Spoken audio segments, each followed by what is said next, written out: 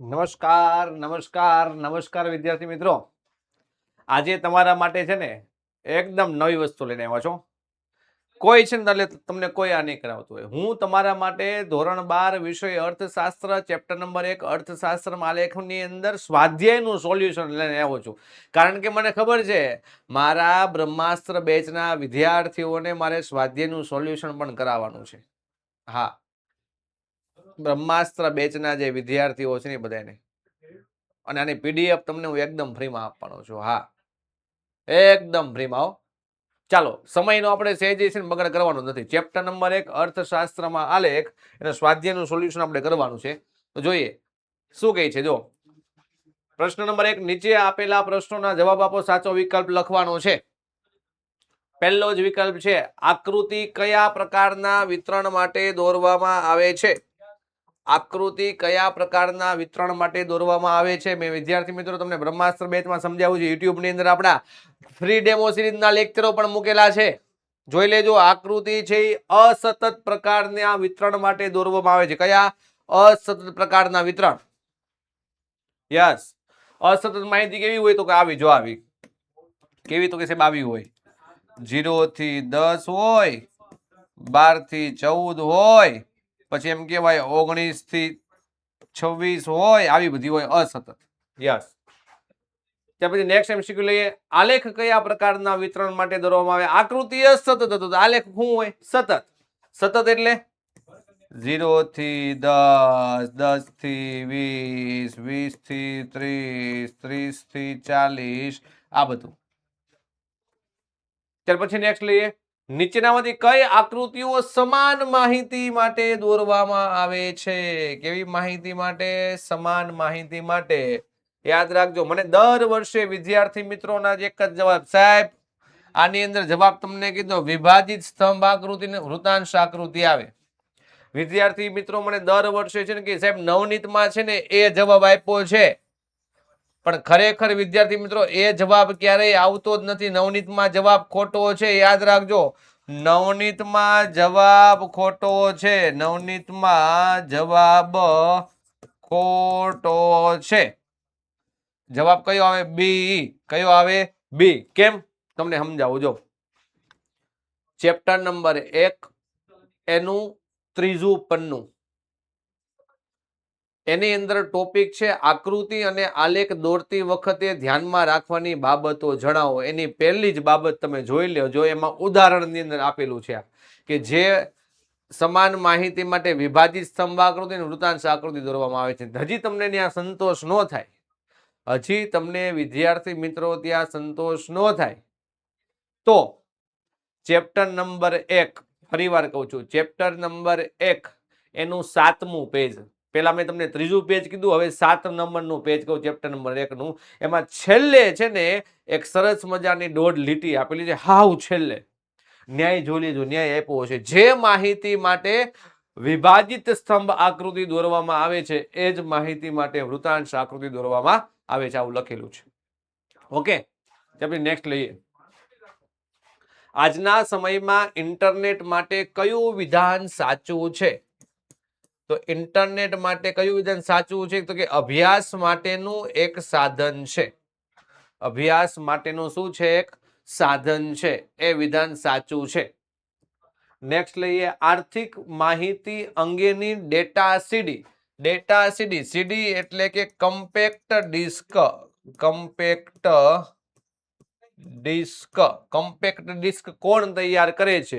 તો સરસ મજાનું ચેપ્ટર નંબર 1 માં છેલ્લેથી બીજા પેજમાં આપ્યું છે. પ્રયોગશાળાઓ, સંશોધન કેન્દ્રો, સરકાર, આ બધા લોકો દ્વારા એમ કહેવાય કે સીડી તૈયાર કરવામાં આવે છે. તો જોઈએ જવાબ સી. ઓકે, ત્યાર પછી પ્રશ્ન નંબર 2, નીચેના પ્રશ્નોના એક વાક્યમાં ઉત્તર આપો. એનો પહેલો સવાલ છે આકૃતિ એટલે શું? આકૃતિ એટલે શું? હજી કહું છું, હું સ્વાધ્યાયનું સોલ્યુશન કરાવું છું. જો વિદ્યાર્થી મિત્રો તમારે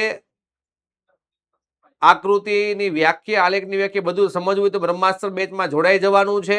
તેમજ યુટ્યુબની અંદર આપણા ફ્રી ડેમો સિરીઝના લેક્ચરો મૂકેલા છે. ઓશન જ્ઞાન લાઈન યુટ્યુબ ચેનલ પર જોઈ લેજો, સમજી લેજો. કન્ટેન્ટ સારું લાગે તો જોડાઈ પણ જવાનું છે. આકૃતિ એટલે શું, વ્યાખ્યા આપું છું. કાર્યકારણનો સંબંધ ધરાવતા બે ચલો વચ્ચેનો સંબંધ રેખાંકિત કરી જે ચિત્ર દોરવામાં આવે તેને આકૃતિ કહે છે. કાર્યકારણનો સંબંધ ધરાવતા ચલો વચ્ચેનો સંબંધ રેખાંકિત, રેખાંકિત એટલે કે દર્શાવી દોરીને જે ચિત્ર દોરાય તેને શું કહે છે? આકૃતિ કહે છે.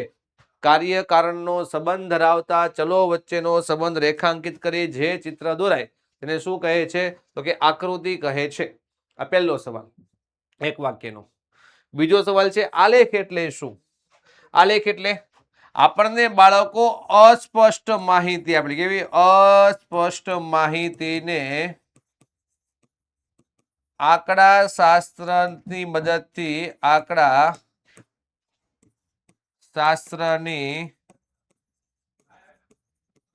મદદથી, અસ્પષ્ટ માહિતીને આંકડા શાસ્ત્રની મદદથી સ્પષ્ટ બનાવી જે ચિત્ર દોરાય તેને શું કહે છે? આલેખ કહે છે. અથવા અસ્પષ્ટ ન લખો તો આમ લખાય કે સ્વયં સ્પષ્ટ ન હોય. જો સ્વયં સ્પષ્ટ ન હોય, જો આમાં આવી જાય પૂછે સ્વયં સ્પષ્ટ ન હોય તેવી અવલોકિત માહિતીનું ચિત્ર દ્વારા પ્રતિનિધિત્વ એટલે તો કે આલેખ, અથવા આવી રીતે પણ લખી શકો અસ્પષ્ટ આંકડાકીય માહિતીને આંકડા શાસ્ત્રની સાધનની મદદથી સ્પષ્ટ બનાવી જે ચિત્ર દોરે તેને શું કહે છે? આલેખ કહે છે. ત્યાર પછી નેક્સ્ટ, સ્તંભ આકૃતિ એટલે શું? સ્તંભ આકૃતિ એટલે જ્યારે કોઈ આધાર પર, આધાર એટલે આપણી એક ધરી, યાદ રાખજો, આધાર એટલે આપણી આડી ધરી અથવા એક્સ ધરી, જ્યારે કોઈ આધાર પર કોઈ ચલનું મૂલ્ય દર્શાવે તેવી આકૃતિને સ્તંભ આકૃતિ કહે છે. જ્યારે કોઈ આધાર પર કોઈ ચલનું મૂલ્ય દર્શાવવામાં આવે તેને કેવી આકૃતિ કહે છે? સ્તંભ આકૃતિ કહે છે. કેવી આકૃતિ? સ્તંભ આકૃતિ. આધાર એટલે કે એક્સ ધરી.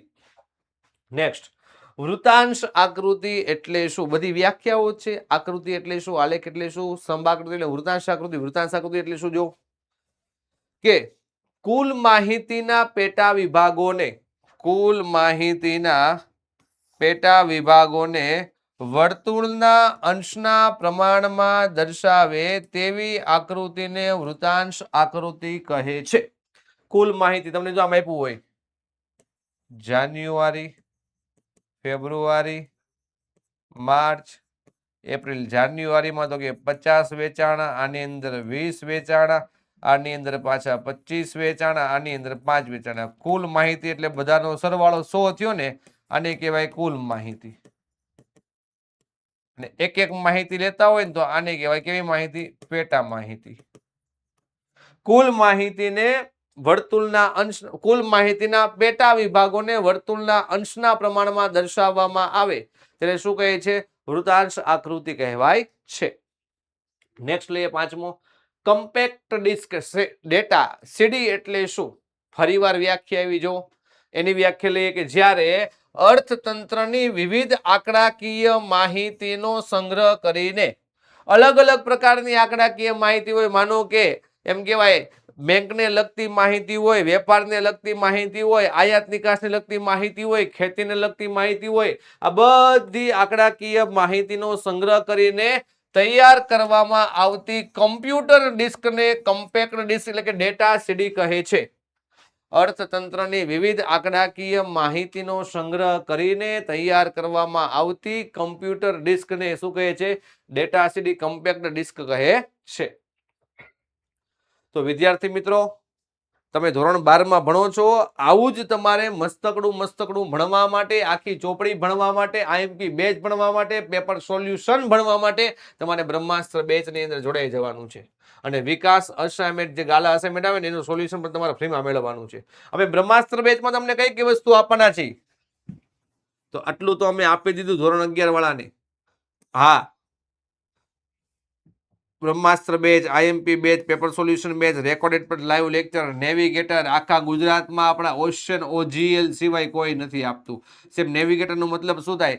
કયા દિવસે કયો ટોપિક ચાલવાનો છે એ આખા વર્ષનું એક સાથે આપી દેશું. હા,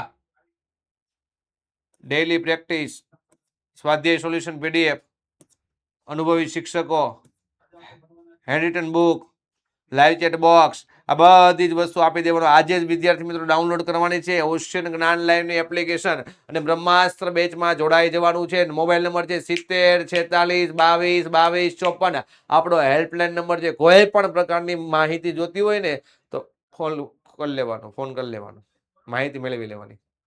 હા, જોઈએ ત્યાર પછી પ્રશ્ન 3, નીચેના પ્રશ્નોના ટૂંકમાં ઉત્તર આપો. ફરી વાર એવું જો, આકૃતિ એટલે શું, તે શા માટે દોરવામાં આવે છે? આકૃતિ એટલે શું, તે શા માટે દોરવામાં આવે છે? ફરી વાર એ જ વ્યાખ્યા લખીએ કે આકૃતિ એટલે કાર્ય કારણનો સંબંધ ધરાવતા ચલો વચ્ચેનો સંબંધ રેખાંકિત કરી જે ચિત્ર દોરવામાં આવે આકૃતિ. વ્યાખ્યા આગળ આવી ગઈ એટલે સમજાવી છે, પણ શું કામ દોરવામાં આવે છે? તો પેલું લખ્યું છે વિજ્ઞાપન કંપનીઓ ચિત્ર દ્વારા જાહેરાતનું આકર્ષણ ઊભું કરવા માટે. આપણે ટીવી ની અંદર સરસ મજાની એડવર્ટાઇઝ જોઈ છે. કેવી? Santoor mummy, Mountain Dew, Fair and Lovely 7 દિવસમાં ધોળા કરી દે, આપણને આકર્ષે છે. ખબર છે આ બધી જાહેરાતો? અને પછી આપણે શોપિંગ મોલની અંદર ખરીદી કરવા બધા જઈએ છીએ. આવી વિજ્ઞાપન કંપનીઓને આકર્ષણ ઊભું કરવા માટે. ત્યાર પછી રાજ્ય સરકારને વિવિધ ક્ષેત્રોની માહિતી આપવા માટે. પછી રાજ્ય સરકાર હોય, કેન્દ્ર સરકાર હોય, આ બધાને માહિતી આપવા વિવિધ ક્ષેત્રો, ખેતી અંગેની માહિતી, ઉદ્યોગ અંગેની માહિતી, સેવા ક્ષેત્ર અંગેની માહિતી બધી. અને સામાજિક સંસ્થાઓ જુદા જુદા સામાજિક પ્રશ્નોની અસરકારક રજૂઆત દ્વારા મતલબમાં સમાજમાં જાગૃતિ ફેલાવવા માટે. આપણે ઘણી વાર કે ગામડાની અંદર અથવા બસોની અંદર સ્લોગનો લખેલા હોય, ખબર છે? નેત્રદાન મહાદાન, હમ દો હમારે દો, હમ દો હમારે દો, બેટી બચાવો, બેટી વધાવો, બેટી પઢાવો, વૃક્ષો વાવો, વરસાદ લાવો. આ બધું જાગૃતતા ફેલાવવાનું કામ છે. કયું કામ છે? જાગૃતતા ફેલાવવાનું. એના માટે એટલે કાર્યકારણનો સંબંધ ધરાવતા ચલો વચ્ચેનો સંબંધ રેખાંકિત કરી જે ચિત્ર દોરવામાં આવે તેને આકૃતિ કહે છે. આકૃતિનો ઉપયોગ વિજ્ઞાપન કંપનીને આકર્ષણ ઊભું કરવા માટે, રાજ્યને માહિતી આપવા માટે, અને ત્રીજું કીધું છે સામાજિક સંસ્થા જાગૃતતા ફેલાવવાનું કામ કરે ત્યારે. બીજો સવાલ છે આલેખ એટલે શું, શા માટે દોરવામાં આવે? સિમ્પલ લોજિક છે. હું સ્વયં સ્પષ્ટ માહિતી ન હોય એનું અવલોકિત માહિતીનું ચિત્ર દ્વારા જો કે સ્વયં સ્પષ્ટ ન હોય તેવી માહિતીનું ચિત્ર દ્વારા નિરૂપણ એટલે આલેખ. કારણ 2 છે, એક ઉચ્ચ અભ્યાસ માટે છે ને બીજું સંશોધનકારો માટે છે. આપણને માહિતી અસ્પષ્ટ આપેલી છે. અસ્પષ્ટ આંકડાકીય માહિતીને સ્પષ્ટ બનાવી જે ચિત્ર દોરાય એને આલેખ કહેવાય. આલેખનો ઉપયોગ 2 જગ્યાએ થાય, એક ઉચ્ચ અભ્યાસ માટે થાય અને સંશોધનકારો માટે થાય. યાદ રાખજો આ બરોબર. ત્રીજો સવાલ, અર્થશાસ્ત્રમાં આકૃતિ અને આલેખનું મહત્વ જણાવો. 2 ગુણ છે એટલે 4 મુદ્દા લખો તો બહુ ચાલે. જો આપણને બાળકો અર્થશાસ્ત્રનો અભ્યાસ છે ને અઘરો લાગે, અટપટો લાગે. જો આલેખનું મહત્વ સમજાવો છું કે આકૃતિ અને આલેખનો જે અઘરો અને અટપટો જે અભ્યાસ છે